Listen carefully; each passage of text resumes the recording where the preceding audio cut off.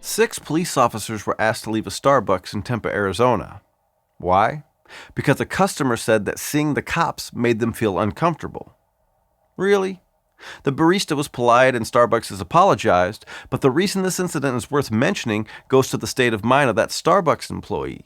How do we get to a place where a young person would risk offending 6 public servants in order to coddle a single customer? After all, the 6 police officers were customers too. In a healthy society, that barista would have said, "You're uncomfortable? I'm sorry to hear that, but the door is right there." And then get back to making double ristretto venti half soy non-fat decaf organic chocolate frappuccinos, or whatever people order at that kind of place. We have so allowed a victim mentality to take hold in our society that the Starbucks employee probably never even thought about it. This person feels uncomfortable, so these police officers have to go. This sort of pandering to weakness is a contagion spreading through society like a virus in a poorly written B-movie. People are not only getting weaker by the minute, but now normal people are rushing to enable them. We're actively training people to search for reasons to be offended. Colin Kaepernick arbitrarily decided that the same flag Barack Obama waved at his inauguration is suddenly a symbol of slavery, and a giant sportswear corporation caved immediately. A mural in San Francisco was painted over because it showed a historical scene with black workers loading a wagon. Presumably the workers were slaves, and therefore the artwork must never be seen again lest somebody be made uncomfortable. Amazon removed a book from its virtual bookshelves because it offers a non-coercive therapy that some say can convert a gay person to normal sexuality. There are examples of this nonsense happening every day. Now, you do realize that Amazon is happy to sell Mao's Little Red Book, and they're okay with selling Karl Marx's Communist Manifesto. And they have no issue with selling Hitler's Mein Kampf, the blueprint for the Holocaust. But a book by an obscure psychologist must be struck from the platform because some gay person might get offended.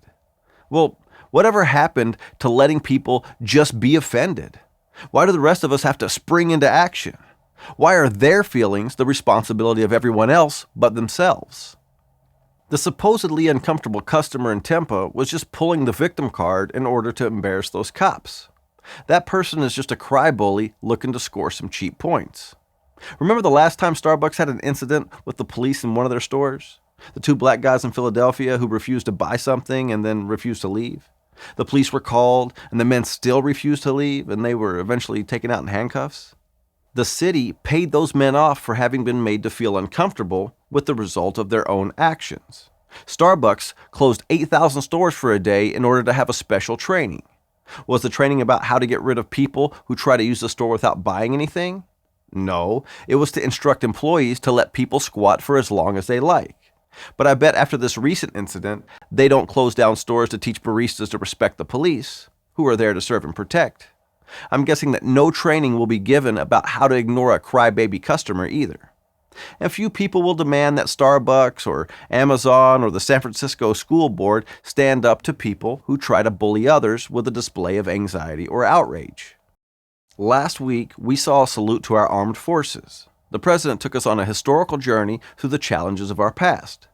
Nowhere did we hear about how U.S. soldiers cowered in fear, or ran away, or were just too upset to do their duty. We would literally not be here if the people who built this country hadn't sucked it up and gone forward when they had every reason to be frightened. And I'm afraid that if we keep disrupting everyday activities in order to coddle the weak, we'll eventually lose the very thing that has made this country so great. And that's the simple truth.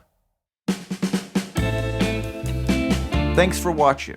If you like this video, subscribe to our channel, and if you want to become a supporting member of Blue Collar Logic, click on the link in the description and give what you can.